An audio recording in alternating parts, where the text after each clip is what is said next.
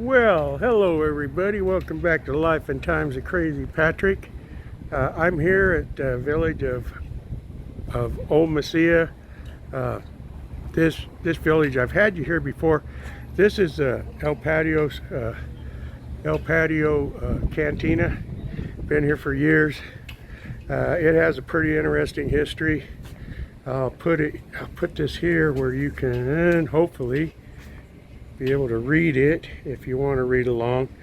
But it once it's one of the historic buildings here. Colonel Albert Jennings Fountain was here at this location. It housed Butterfield Overland Mail, Sam Bean's Saloon in 1860, a blacksmith's forge in 1850, the Albert Fountain Mercantile, 1929, U.S. Post Office in 1931, and down there at the bottom, I don't know if you can read it, in April of 1881, Colonel A.J. Fountain was Billy the Kid's defense attorney here in Old Mesilla, and on January 31st, 1896, Colonel Fountain and his 8-year-old son, Henry, were murdered by cattle rustlers near White Sands. Their bodies were never found. So that's quite a story about this building. The reason I'm here in Old Mesilla is I want to tell you the story about sticking with my Halloween spirit. I want to tell you the story about the ghosts in Double Eagle. But while we're getting down there, I thought I'd show you some of these other historic buildings. The building right across the street where it says Billy the Kid's Gift Shop, that was the jail house that when they had Billy the Kid in jail here, and it's now a gift shop, but he escaped from there, so they didn't keep him there very long. He was good at escaping. This building right here, this white building with the blue, that's a world famous La Posta restaurant. Very good food there. If you ever get here, you for sure want to go there and eat. And we're going to walk on down here at the plaza, and just I'm going to get over here and kind of pan around the plaza. It's really a very pretty plaza. Always busy here because it's all gift shops and galleries and restaurants and right up there, what's it say? Wild West Espresso inside Billy the Kid Gift Shop. And they have a really nice gazebo out in the middle. And then I wanted to show you this. I've shown it before, but it deserves being said again, shown again. Down there at the end is a beautiful church, and I'd love to get inside. It's beautiful on the inside, but they will not let you video inside the church, so that's out. But I want to get down here to the Double Eagle, and I'm going to tell you the story about the ghosts that are said to be in the Double Eagle. Double Eagle's a really nice restaurant also.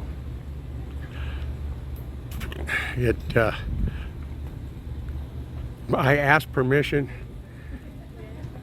to video inside, but again, I think there's a ghost tour company in Las Cruces that pretty much has that sewed up financially, so I could not get permission to film inside.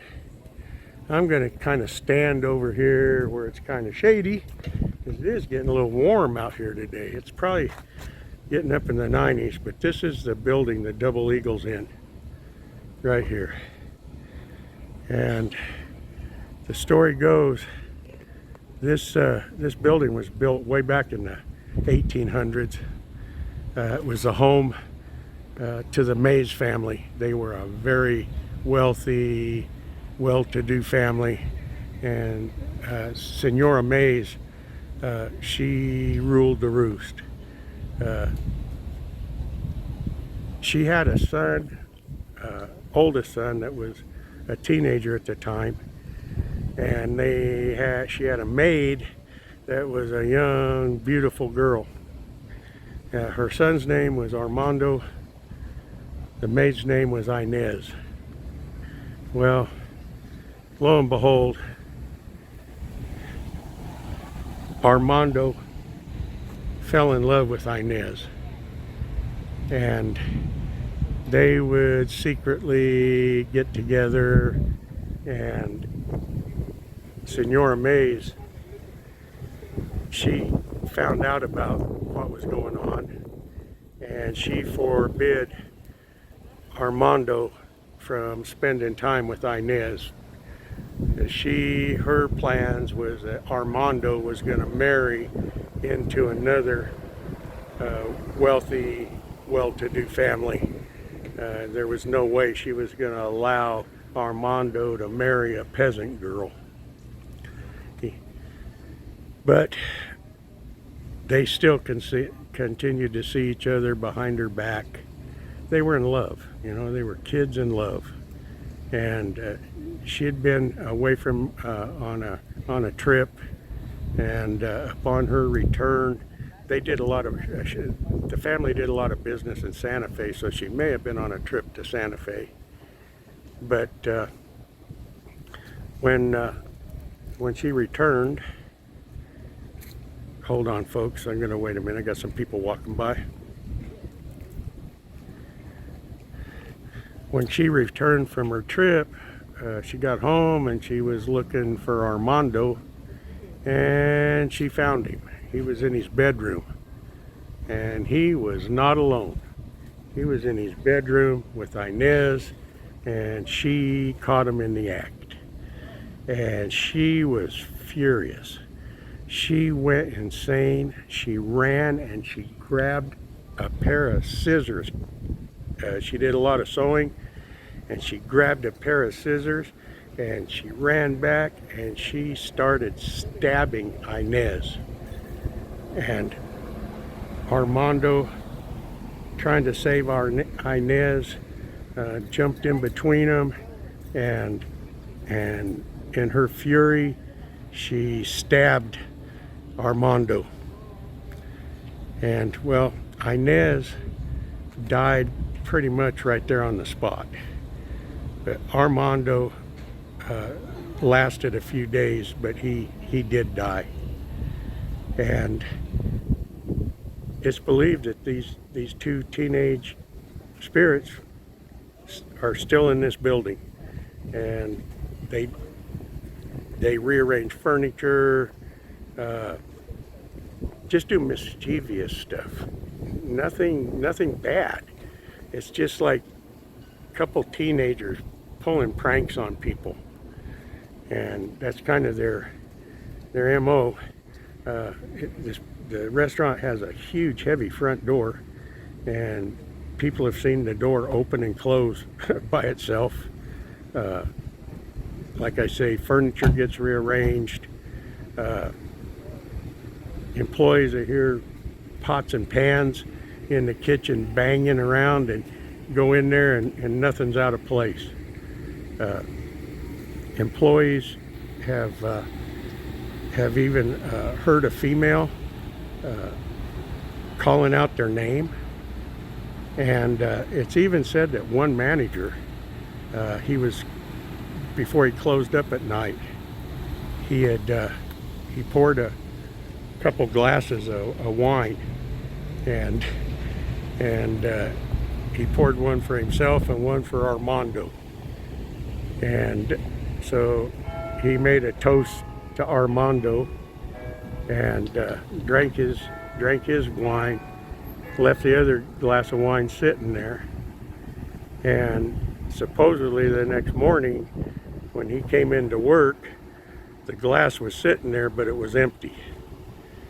And you know, nobody had been in the building all night, so they claim that he turned in his resignation pretty promptly after that. But they're really not, nothing bad ever happens in here. It's just, like I say, teenagers pulling pranks. So if you get to Las Cruces, be sure and come to Old Mesilla and visit Double Eagle, and you'll see for yourself. The bedroom where they were killed is I can't remember what they call it, but that room is available to even sit in and have your dinner. So with that, guys, this is just kind of a short story, and I don't want to bore you forever. There's another look at that beautiful church, but you can see it's just nothing but gift shops, restaurants, art galleries, you name it. I hope to be able to get some of my paintings, you know, if I can get some turned out that are good enough. I'd like to maybe put some of my paintings out here in the gallery, and but I wanted to bring that story to you. And again, back to my if you don't believe in ghosts video, I have that second part, part 2, and ready to post, but I need you guys' comments to tell me if I should post it or not. You know, I don't want to disturb anybody, I don't want to offend anybody, and so I'm going to leave it up to my viewers here, yay or nay. And I'm giving it 48 hours, and majority a rule whether I post it or not. But with that, tell you, have a great rest of your day, stay positive, and God bless.